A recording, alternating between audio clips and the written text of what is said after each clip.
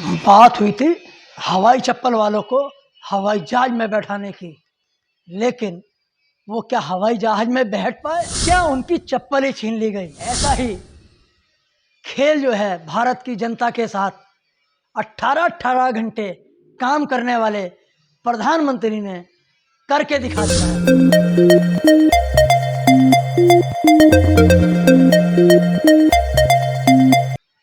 नमस्कार दोस्तों, बात होगी आज भारत की जनता की और उसके साथ क्या क्या खेल खेला गया उसकी।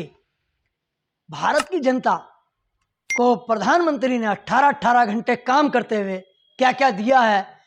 उनका एक नारा था, सबका साथ, सबका विकास, सबका विश्वास। अगर इसी के साथ जोड़ दिया जाए तो सबका विनाश, दोस्तों को छोड़कर। ये मैं नहीं कह रहा, ये एक जो रिपोर्ट आई है ऑक्सफेम इंडिया की, उसने इस रिपोर्ट में उजागर किया है। इस रिपोर्ट के अंदर बताया गया है कि 84% देश की जनता की आमदनी कम हो गई है। वहीं अगर देखा जाए तो 102 लोग कोरोना काल में जो अरबपति थे, उनकी संख्या 142 हो गई है। 142 अरबपति हो गए इस देश में और 84% लोग कम आमदनी के चलते गरीब हो गए।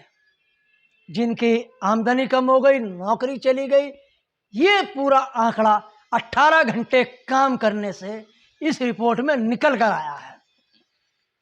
रिपोर्ट में जो बताया गया है उसमें कहा गया है कि अंबानी जी की संपत्ति, अडानी जी की संपत्ति तो इस स्पीड से कोरोना काल में वृद्धि की है, जिसके बारे में वहाँ पर हम तो सोच भी नहीं सकते। मोदी जी ने जिस तरीके से काम किया है, उसका परिणाम अंबानी, अडानी सहित कुछ उद्योगपतियों को मिला है, जिसमें नंबर 1 पर हैं अडानी साहब। अडानी साहब जो हैं, उनकी संपत्ति को देखा जाए तो 2020 में 8.9 अरब डॉलर थी और 2021 में 50.5 अरब डॉलर हो गई। अब उनके दूसरे मित्र की बात होती है, जिनको मुकेश अंबानी जी कहते हैं। मुकेश अंबानी जी की संपत्ति 2020 में 36.8 अरब डॉलर थी और 2021 में 85.5 अरब डॉलर हो गई। अब आप देखिए कि संपत्ति तो बढ़ी है और 50% संपत्ति तो इन दो उद्योगपति की बढ़ गई, बाकी कुछ अन्य की बढ़ गई। मतलब कहा जाए तो 90% में एक तरफ है, 10% में सारे सारे हैं और उधर 84% लोग गरीब हो गए। तो किसका विकास हुआ, आपका या मेरा? ये अब सोचना है कि विकास की गंगा बह रही है, हवाई चप्पल वाला जहाज में जा रहा है और जहाज में जाते जाते अब वो ये भी भूल गया कि जहाज खड़ा कहाँ है। जाने की तो बात ही, सपने दिखाए गए थे, सपने बेचे गए थे और उन सपनों को साकार होने की एक आशा की किरण प्रधानमंत्री जी में इस देश की दुनिया, इस देश की जनता को नजर आई थी। अब उसका परिणाम है। मैं बहुत छोटा सा एक पुराना इतिहास का पन्ना पलटता हूँ। 2019 5 नवंबर की बात है। भारत सरकार की साइट पर मैं देख रहा था तो उस समय जो हमारी 11 थर्मल पावर जो बिजली उत्पादन करती हैं वो बंद हो चुकी थी। 3700 कुछ मेगावाट का उत्पादन होता था और उस समय 1915 मेगावाट का था। तो औद्योगिक इकाइयाँ कोरोना काल आने से पहले ही बैठनी शुरू हो गई थी, क्योंकि बिजली एक ऐसी चीज़ नहीं है कि जिसको उत्पादन कर लो, डिब्बे में बंद करके रख लेंगे और वो जब ज़रूरत होगी तब खर्च कर देंगे। उसके बाद कोरोना काल ने अपनी एक आहुति दी और बाकी सारी पिक्चर सामने है। हमने हमारी जनता की जान भी गई, दवाई के लिए भी तड़पे और धन भी गया।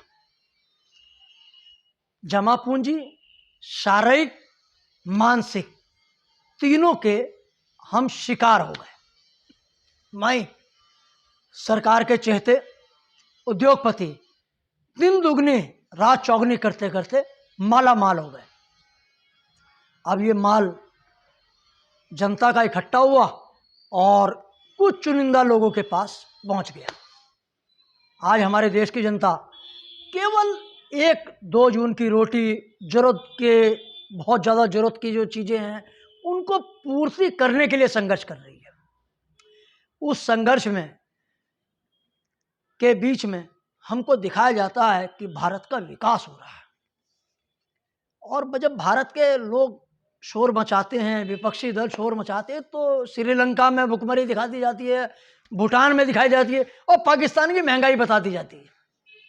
अरे भाई, पाकिस्तान, भूटान, श्रीलंका से क्या लेना देना?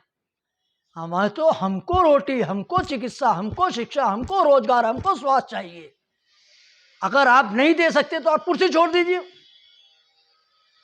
सवाल वही है कि सबका साथ, सबका विकास, सबका विश्वास का नारा भी एक सपना बनकर रह गया, और वहीं इस जनता के साथ फिर मैं कह दूंगा सबका विनाश करके रख दिया। आप कहोगे विनाश को कह रहा है? अगर हमारे विनाश इसलिए है कि अगर हमारी आमदनी नहीं बढ़ती, हम काम भी उतना कर रहे हैं जितना करना चाहिए, और हमारी तनख्वाहें घट जाएं, हमारे काम, हमारी दुकान हम सुबह 8 बजे से लेकर रात को 10 बजे तक खोल लें, उस पर हमारी दुकानदारी जो 1000 रुपये की थी वो घट के 500 रुपये हो जाए, तो हमारी कमाई घट रही है, खर्चे बढ़ रहे हैं, तो विनाश ही है। जमा पूंजी वो खा रहे हैं, मजदूर रोजगार के लिए भटक रहा है, युवा भटक रहा है, किसान अपनी फसल के दाम के लिए भटक रहा है, कुछ नहीं मिल रहा, सबका माल इकट्ठा हो रहा है और धीरे से एक कोने में ट्रांसफर किया जा रहा है। ये है सबका साथ, सबका विकास, सबका विश्वास। सबका साथ, सबका विकास, सबका विश्वास, असली विकास ये है। मैं इस रिपोर्ट को आने के बाद इंतजार कर रहा था कि हमारा देश का मीडिया इस रिपोर्ट को उजागर करेगा, लेकिन किसी न्यूज़ चैनल ने, किसी अखबार ने इस खबर को, इस रिपोर्ट को प्रकाशित करना गवारा नहीं किया। मात्र अगर किया तो इंडियन एक्सप्रेस ने इस खबर को पूरी तरीके से, इस रिपोर्ट को प्रकाशित किया है, आंकड़ों के साथ किया है, जिसको आप भी जाकर स्वयं देख सकते हैं। लेकिन अब एक अखबार ने प्रकाशित किया, बाकी टीवी चैनल और अखबारों ने गायब कर दिया, तो आम जनता तक ये पहुंचे ही कैसे? कुल मिलाकर खबरों को दबाना, खबरों को छिपवाना, तो अगर कुछ सीखना है तो इस केंद्र की सरकार से सीख लो कि कैसे जनता की जो चीज़ बतानी चाहिए, जनता को जो मिलना चाहिए, जनता को जो ज्ञान होना चाहिए, जनता को जो जानकारी होनी चाहिए, उससे दूर किया जा रहा है।